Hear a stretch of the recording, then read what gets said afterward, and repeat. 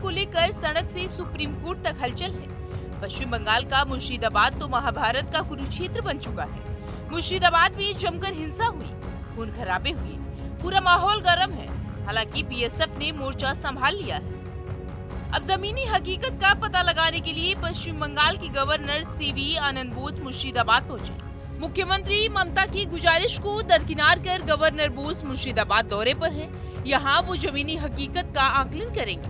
वो मुर्शिदाबाद में law and order को देखेंगे, पीड़ितों से मिलेंगे, उनकी बातें सुनेंगे और हकीकत में क्या हुआ अपनी आंखों से देखेंगे।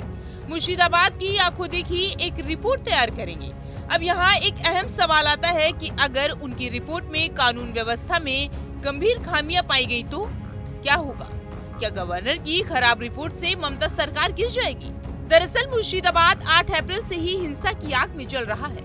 11 अप्रैल को तो वक्फ कानून के खिलाफ विरोध प्रदर्शन और हिंसक भी हो गया। उस हिंसा में 3 लोगों की मौत हो गई और कई लोग घायल हो गए। मुर्शिदाबाद के सूती, धुलिया, शमशेरगंज और जंगीपुर जैसे इलाकों में जमकर हिंसा हुई। इस दौरान तोड़फोड़, आगजनी और पथराव देखने को मिले। भाजपा का दावा है कि वक्फ पर हिंसा की वजह से करीब 500 हिंदू परिवार पलायन करने को मजबूर हुए और मालदा में शरण लेने के लिए पहुंचे। भाजपा ने राज्य में राष्ट्रपति शासन लगाने की मांग की है।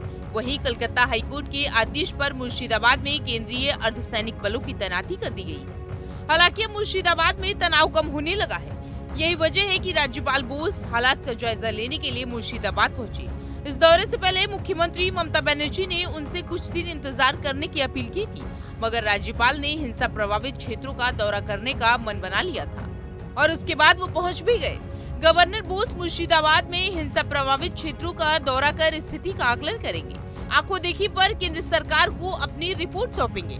अगर उनकी रिपोर्ट में ये पाया गया कि राज्य सरकार कानून व्यवस्था बनाए रखने की पूरी तरह विफल हुई है, तो राज्यपाल अपनी रिपोर्ट के आधार पर केंद्र को राष्ट्रपति शासन लागू करने की सिफारिश कर सकते हैं। किस राज्य के राज्यपाल को भारत के संविधान में काफी शक्तियां दी हैं। राज्यपाल के पास तो इतने अधिकार और पावर है कि सरकारें तक गिर सकती हैं। रिपोर्ट भेजने का अधिकार की बात करें तो अगर राज्यपाल को लगता है कि राज्य में संवैधानिक तंत्र विफल हो गया या कानून व्यवस्था की स्थिति बिगड़ गई, तो वे केंद्र सरकार को अपनी रिपोर्ट भेज सकते हैं। इस रिपोर्ट के आधार पर केंद्र सरकार राष्ट्रपति को राष्ट्रपति शासन लागू करने की सिफारिश कर सकती है। इसके बाद राज्य सरकार को बर्खास्त किया जा सकता है और विधानसभा को निलंबित या भंग किया जा सकता है। गवर्नर को राज्य की कानून व्यवस्था पर नजर रखने और केंद्र को सूचित करने का पूरा अधिकार है।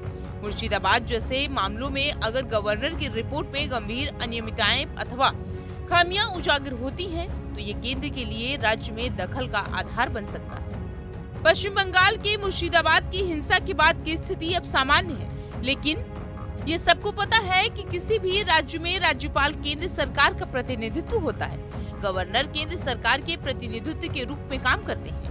अगर गवर्नर को लगता है कि राज्य सरकार संवैधानिक दायित्वों का पालन नहीं कर रही, तो वे सेंटर यानी केंद्र को कार्रवाई की सलाह दे सकते हैं। गवर्नर के पास विधानसभा से पारित बिलों को मंजूरी देने, रोकने या राष्ट्रपति के पास भेजने का अधिकार है। इसका उदाहरण कर्नाटक से समझ सकते हैं, जहां मुस्लिम आरक्षण वाली फाइल गवर्नर ने राष्ट्रपति को भेज दी। ऐसे में सवाल ये है कि क्या गवर्नर की रिपोर्ट पर क्या सच में ममता सरकार गिर सकती है? सीधे शब्दों में कहें तो ये इतना आसान नहीं लग रहा।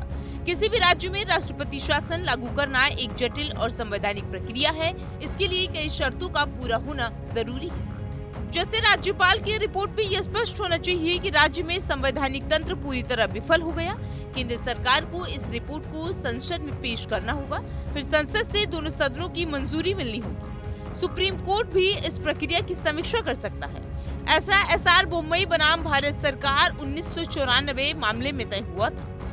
यही वजह है कि अब सबकी नजर उस रिपोर्ट पर है जो गवर्नर तैयार करेंगे और इसी के साथ ममता बनर्जी के खेमे में हलचल है। पश्चिम बंगाल में चुनाव भी होना है, लेकिन उससे पहले देखना ये दिलचस्प होगा कि क्या ममता की कुर्सी बचती है या दीदी को सत्ता से हाथ धोना पड़ेगा।